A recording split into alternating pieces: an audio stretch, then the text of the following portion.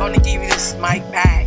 But what I'm going to say to the ladies that been told that you cannot have, you tell the devil you's a liar.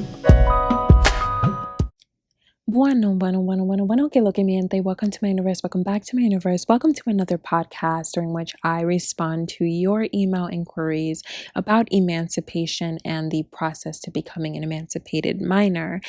Today, I will be responding to someone whose name I'm not going to mention, of course. You wrote me this email a long time ago, and I'm just now seeing it. I'm sorry about that, but I am interested in seeing what you have to say because you attached a document to your email and I've never had that happen before. So I'm interested in seeing what you have to say. Bueno, vamos a comenzar. So it says, hello, Miss Starlini. The fact that you call me Miss Starlini, I've never been called Miss Starlini before. That's kind of funny. Pero sí, it says, hello, Miss Starlini. My name is such and such, and I was born on such and such. I'm not going to say your information, girl. I think that's no one's business, right? But you are 16 years old. Interesting. All right. Right now, I'm in foster care. Oh, wow. I was a foster child too. Oh, I hope this does not make me cry. Lord have mercy. All right. Right now, I'm in foster care and I was just transferred from Florida to Louisiana. Louisiana declared jurisdiction because I had no family willing to care for me in Florida, but I had family in Louisiana. They placed me in a group home and I want to get emancipated. I have my financial plan planned out. In Florida, my foster parent didn't provide my basic needs, so I worked 2 jobs and made a living for myself while in school. I don't know how emancipation works since I'm in foster care. Wow. And then you said, below, I have my emancipation plans. I'm very serious about this, so I hope it's good enough to take to court. Please let me know if there's anything I need to change, add, consider, or reconsider. Thank you for taking the time out to read my plans and questions I have prepared. Girl, thank you for writing me. Yes, girl, please go pursue emancipation. I don't even need to look at the Word document. I'm going to pull it up right now, but I don't need to look at it because I'm already knowing. You have a stronger case because you are a foster child. I think that for me, the judge was also more willing to let me go and just grant me the petition to become emancipated because of the fact that I too grew up a ward of the state of Florida. Shout out to Florida because there's a lot of stuff that happens in Florida. But yeah, I think we come out very strong when we grow up in Florida because Florida is a tough place, you know. But you said that you had family in Louisiana. If you have family in Louisiana, why did they put you in a group home? Why did they put you in a group home if you have family? That's very bizarre. You know, it's really interesting the way that they human traffic us foster children across state lines. And it doesn't get to be called human trafficking, even though that's literally what they're doing to us. Because if no one was willing to take you into the home in Louisiana, they should have just left you where you were in Florida. That makes absolutely no sense. But I definitely think you need to pursue emancipation. If you've been working 2 jobs, I started working when I was 15 too. So if you've been working 2 jobs and you're 16 now and you're saving up, then that means that you are showing already that you're responsible. I'm looking at your emancipation plans right now. I have to say, props to you, girl, okay? Props to you, girl, okay? I say that because this is a beautiful document. Wow. Are you a Capricorn? Girl, please respond to me and tell me if you are a Capricorn, because this right here is some Capricorn type shit, okay? You have your financial plans planned out. You have your Q&A. You have your, wow, you have your salary. You have how much it will cost to pay rent, the electricity, the water, the toiletries, the internet. Wow, this is so impressive. I definitely think that when you you write your petition for the judge to see, you need to include this document, because this right here shows that you really are thinking about this and planning this meticulously, and you're serious about being able to take care of yourself. You have a plan even for your roommates. Like if you were to have to live with roommates, that's amazing. And you wrote, if I have to take on a second job, then I will do so. I believe you because you already were working 2 jobs. But wow, this is incredible. Your Q&A, it says, why should you be emancipated? You said that emancipation is in my best interest. For most of my life, physically and mentally abused. Oh, I think you meant I've been. For most of my life, I have been physically and mentally abused and neglected with both family and being in the foster care system.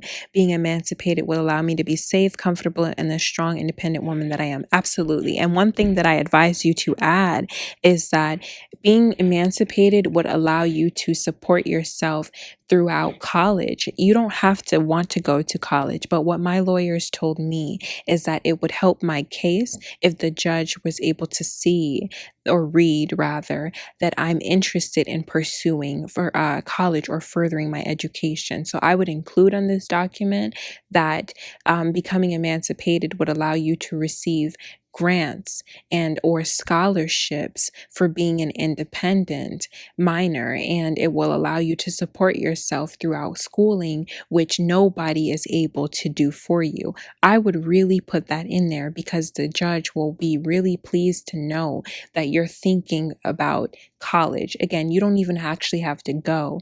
I did go to college, but I left 2 weeks later, in case you didn't see that video on my channel, girl. Yes, I did. They tried to make me pay the full $30,000. I said, girl, I gotta go. I said, jamais voy.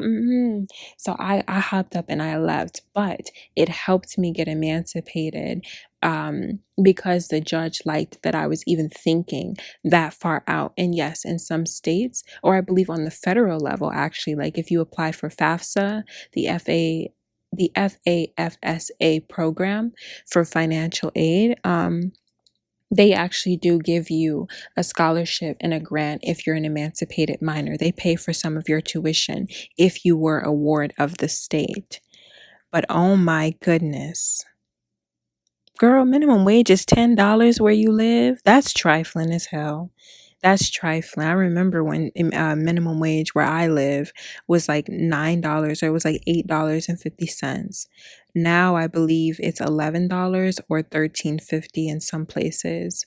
But yeah, anywho, sorry, I didn't mean to go off on a tangent.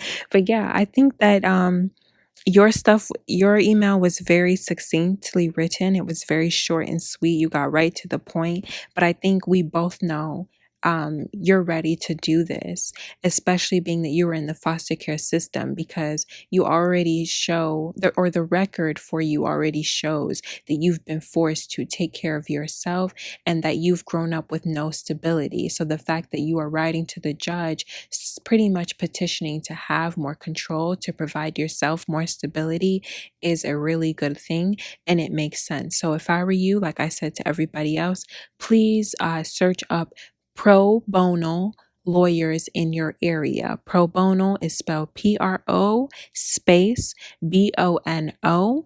And you want to search for lawyers near you so that you can actually go meet with them.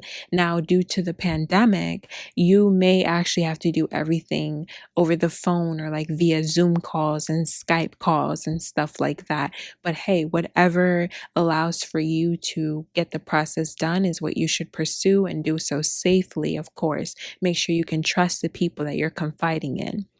I'm really sorry that you were mentally and physically abused, as that does often happen to those of us in foster care.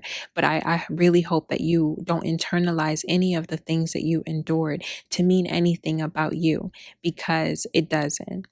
Whatever people decided to do to you is a reflection of how evil and how dark their hearts are. It doesn't mean that you deserved any of the things that happened to you. So I'm really glad that you're deciding to be about your business, be about your paper, be about your grind, and be about your safety and your health primarily, because that is all that you have. You're nothing without your health. That means your emotional wellness, your mental wellness, and your physical wellness. honest. So absolutely, yes, girl, snaps for you, okay? Cheers for you, okay? Because it takes a lot to go through this process, and it's scary and it's nerve-wracking, but I absolutely think that it's worth it, especially for those of us who go through the foster care system. You know, if our parents don't want to do their jobs and take care of us and treat us the way that we deserve to be treating, it's all right, because we can do it for ourselves, and we will.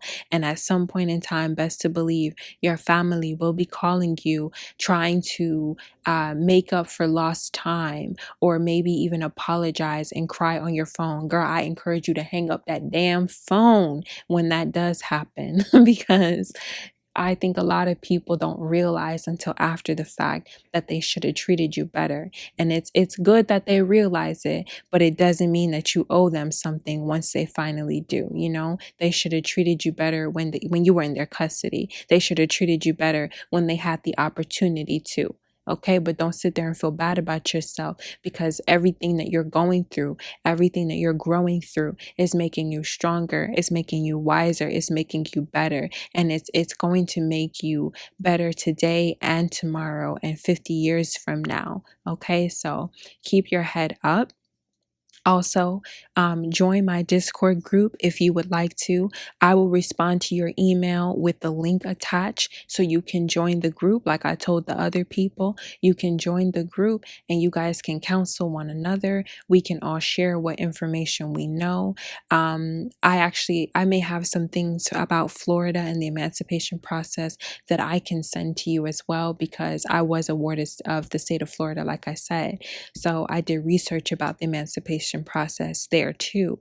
But yes, like I told people in the other videos that I did, please do not share the link with anybody else. If you share the link with anybody else, I will have to kick you out, and I will have to kick out the person that you added to my group, because I don't know those people. Okay.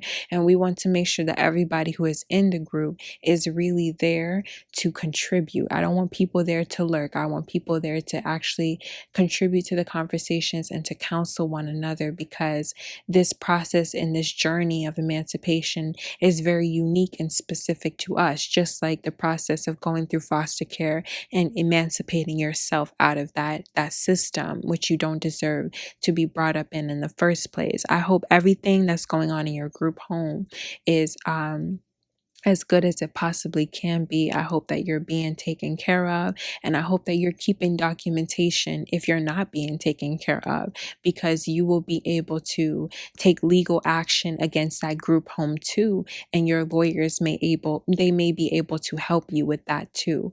So yes, again, blessings to you, bendiciones para ti, and I really hope that you pursue the emancipation process. It sounds like you have a very strong case, because unlike some of the other people have written to me, you are a foster child, you're in the system, so that already gives you a leg up, and you have a job, you have the desire and the means to support yourself, and the record shows you've been doing that. So I really support you. I have high hopes for you. I will keep you in my prayers.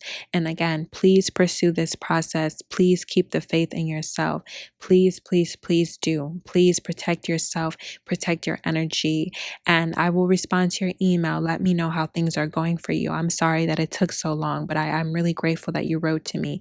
Thank you so much for sharing your story. I'm sure that somebody else who reads this, or listens to this podcast, will be grateful for you sharing your situation. They're probably in a similar situation and could use the insight you gave us. So again, thank you so much, girl. Keep your head up.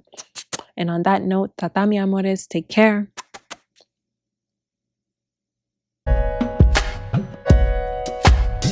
Gonna give you this mic back, but what I'ma say to the ladies that been told that you cannot have, you tell the devil you's a liar.